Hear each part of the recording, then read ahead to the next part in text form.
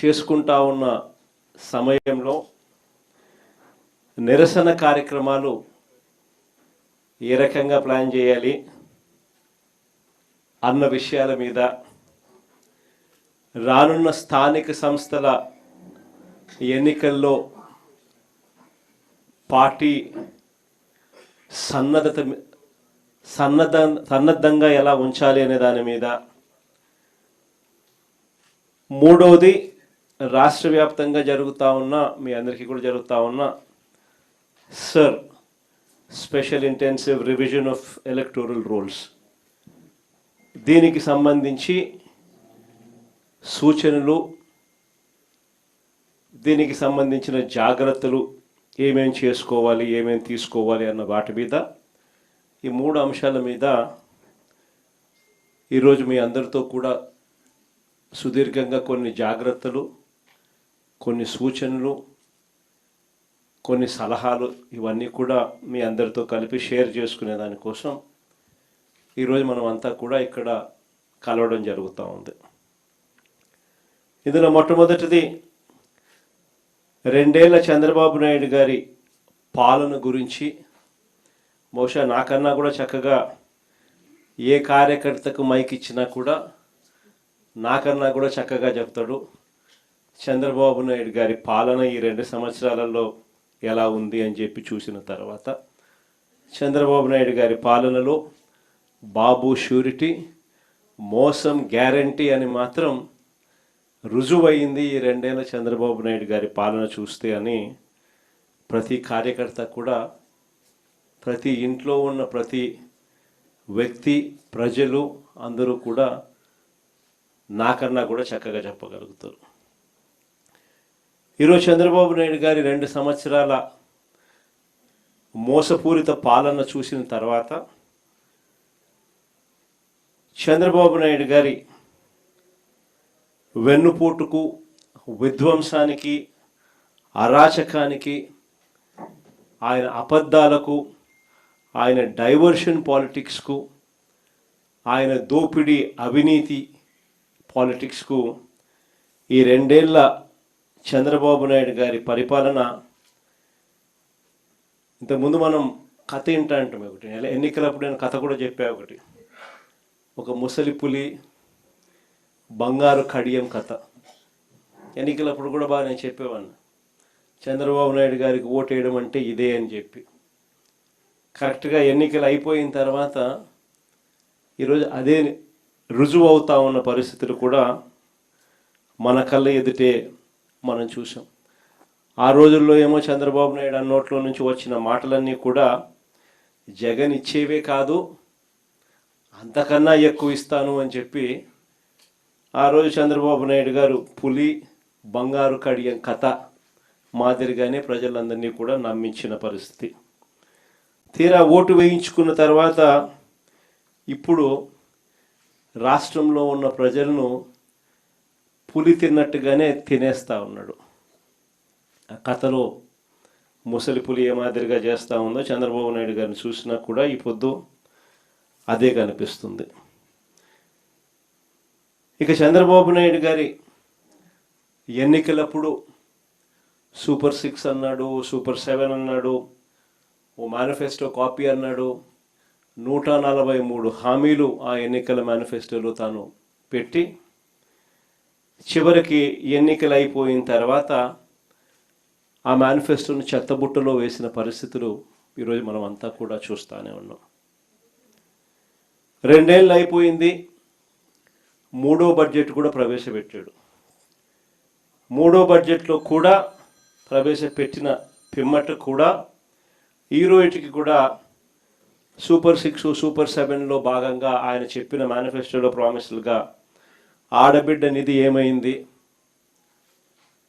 ప్రతి అక్క చెల్లెమ్మకు 18 ఏళ్ల వయసు నిండిన ప్రతి అక్క చెల్లెమ్మకు ప్రతి నెల 1500 రూపాయలు చొప్పున సంవత్సరానికి 18,000 ఇస్తానన్నావు కదా, 2 ఏళ్ళు అయిపోయింది, 3వ సంవత్సరం బడ్జెట్లో కూడా పెట్టలే కదా అని అడిగితే మాట రాదు. సూపర్ 6, సూపర్ 7లో భాగంగా నిరుద్యోగ వృత్తి అని, చదువుకున్న ప్రతి పిల్లాడికి కూడా 3,000 రూపాయలు నిరుద్యోగ భృతి ప్రతి నెల ఇస్తానన్నావు. సంవత్సరానికి 36,000, 2 ఏళ్లకు 72,000 ఇప్పటికే బాకీ పడ్డావు. 3వ సంవత్సరంలో కూడా బడ్జెట్లో కూడా పెట్టలా అని అంటే దాని మీద మాట ఉండదు. 50 ఏళ్ళకే పెన్షన్ అన్నావు. 50 ఏళ్ళ నిండిన ప్రతి అక్క చెల్లెమ్మకు సంవత్సరానికి 48,000 బాకీ, 2 ఏళ్లలో 96,000 బాకీ. 3వ సంవత్సరం కూడా బడ్జెట్లో దాని గురించి అలాట్మెంట్స్ ఏమీ లేవు కదా అని అంటే దాని గురించి కూడా ఎక్కడా పత్తా ఉండదు. మేనిఫెస్టో అడ్రస్ ఎక్కడా మనకు కనిపించదు. అడిగితే మాత్రం చంద్రబాబు నాయుడు గారికి బీపీ పెరుగుతుంది. ఈ మధ్యకాలంలో ఆయన బీపీ చాలా ఎక్కువగా పెరుగుతా ఉంది. టపాని ఎక్కడైనా పొరపాటున చంద్రబాబు నాయుడు గారిని ఎవరైనా నిద్ర లేపి మావిగన్ అని చెవులు అన్నారంటే మాత్రం అక్కడే పడిపోతాడు. ఈ మధ్యకాలంలో చంద్రబాబు నాయుడు గారిని ఇవన్నీ కూడా చూస్తూ ఉన్నాం. 143 హామీలలో మనందరికీ కూడా ప్రధానంగా కూడా కనిపించేటివి పెట్రోలు డీజిల్ కళ్ళ ఎదుటే కనిపిస్తూ ఉంది. పెట్రోలు డీజిల్ పరిస్థితి ఎలా ఉంది అని చెప్పి చూస్తే ఈరోజు పెట్రోల్ 117 రూపాయలు దాటింది. డీజిల్ చూస్తే 105 రూపాయలు దాటింది. ఈ పెట్రోలు ఈ డీజిల్ను చంద్రబాబు నాయుడు గారు ఎన్నికల మేనిఫెస్టోలోనే పెట్టారు. అధికారంలోకి రాగానే పెట్రోల్ డీజిల్ రేట్లు తగ్గించేస్తాను అని. చంద్రబాబు నాయుడు గారు అధికారంలోకి వచ్చి 2 ఏళ్ళు అయిపోయింది. 3వ సంవత్సరం కూడా మొదలైంది. ఈరోజు పెట్రోలు డీజిల్లు విపరీతంగా బాదుడు కనిపిస్తూ ఉంది. ఇప్పటికే పెట్రోల్ 117 రూపాయలు దాటింది, డీజిల్ 105 రూపాయలు దాటింది.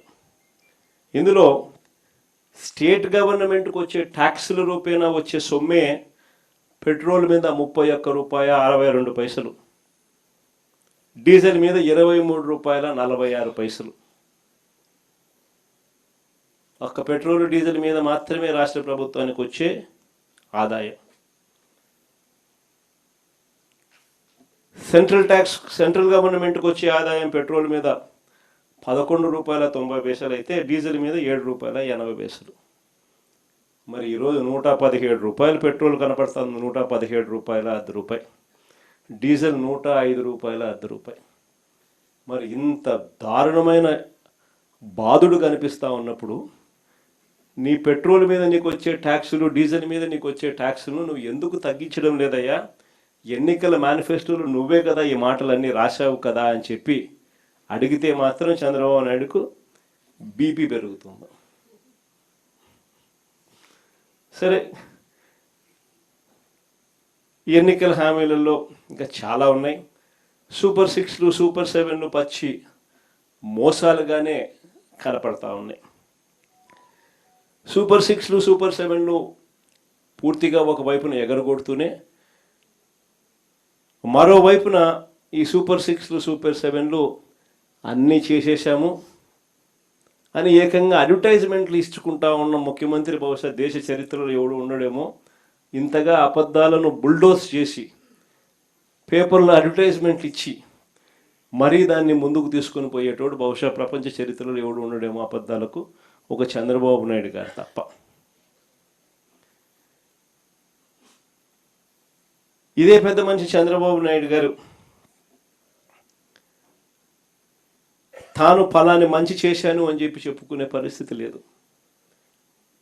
నోరు తెరిస్తే అబద్ధాలు తప్ప ఆయన నోట్లో నుంచి ఏవి కూడా ప్రజలకి 2 సంవత్సరాలలో ఫలాని మంచి నేను చేశాను అని చెప్పి చెప్పుకునే పరిస్థితి లేదు.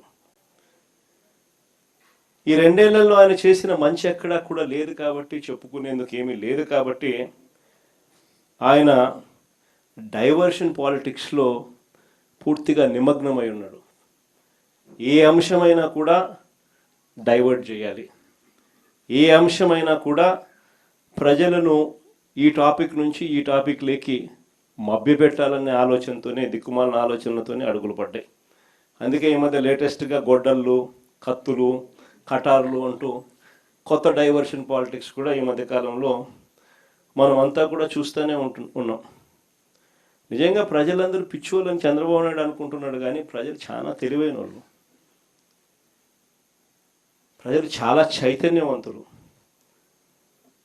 నిజంగా రాష్ట్రంలో ఏ ప్రాంతమైనా బాగుపడిందన్నా, రాష్ట్రంలో నిజంగా ఎక్కడైనా అభివృద్ధి జరిగిందన్నా, నిజంగా రాష్ట్రంలో ఎక్కడైనా పేదవాడికి 4 ఏళ్ళు నోట్లోకి వెళ్ళాయి అన్నా, ఒక రైతు బాగుపడ్డాడన్నా, ఒక అక్క చెల్లెమ్మ బాగుపడిందన్నా, ఒక పిల్లాడు చదువుల విషయంలో బాగుపడినాడన్నా, ఇవన్నీ ఎక్కడైనా జరిగాయి అని అంటే ఒక నాన్నగారి పాలనలోనే జరిగాయి. దాని తర్వాత వైఎస్ఆర్ కాంగ్రెస్ పార్టీ మీ జగనన్న పాలనలోనే జరిగాయని చెప్పి కూడా గర్వంగా చెప్పగలుగుతాను ఈ సందర్భంగా. నిజంగా మంచి చేశాము అని చెప్పి కాలర్ ఎగిరేసుకొని మాట ఇచ్చినాం, మాట నిలబెట్టుకున్నాం అని గర్వంగా ప్రతి ఇంటికి వెళ్ళగలిగిన పరిస్థితి ఒక వైఎస్ఆర్ కాంగ్రెస్ పార్టీకి మాత్రమే ఉంది. ఎందుకు ఒక బుక్ అని చంద్రబాబు నాయుడు గారి మీద బుక్లెట్, ఇందులో ఆయన సూపర్ 6లు సూపర్ 7లు ఏ రకంగా ఆయన మోసం చేశాడు దగ్గర నుంచి, ఏ రకంగా ఫీజు విద్యా దీవెన, వసతి దీవెన వంటి కార్యక్రమాలతో ఎలా పిల్లలను రోడ్ల మీదకి తీసుకొచ్చాడు అన్న పరిస్థితుల నుంచి, ఆరోగ్యశ్రీ పరిస్థితి, విద్య, వైద్య, వ్యవసాయం ఏ రకంగా కుప్పకూలిపోయింది, అక్క చెల్లెమ్మలు జీవితాలు ఎలా చీకటిమయం అయిపోయాయి, ఇటువంటి అన్ని విషయాలతో పాటు ఆయన దుర్మార్గాలు, ఆయన దౌర్జన్యాలు, ఆయన అవినీతి అన్నీ కూడా ఈ పుస్తకంలో క్లుప్తంగా ఏ ఒక్కరికైనా కూడా అర్థమయ్యే భాషలో ఈ బుక్లెట్ అనేది రూపొందించడం జరిగింది. ఇందులో ఈ బుక్ కూడా మీ అందరికీ కూడా అందుబాటులోకి తీసుకొచ్చే కార్యక్రమం చేస్తూ ఉన్నాం.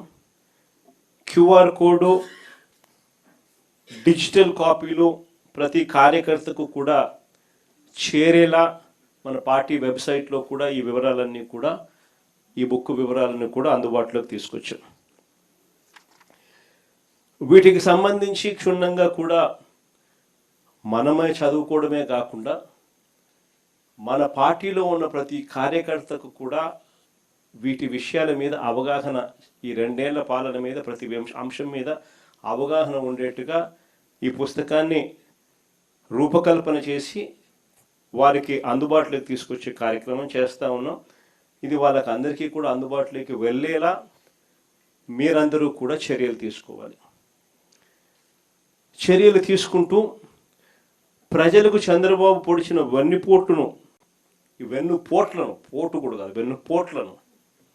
వివరిస్తూ, మొదటి ఏడాది ఏ రకంగా అయితే మనం ర్యాలీలు నిర్వహించామో బాగా జరిగింది అప్పట్లో కార్యక్రమాలు, అంతకన్నా బాగా రెండవ ఏడాది చంద్రబాబు నాయుడు గారి పాలన మీద నిరసన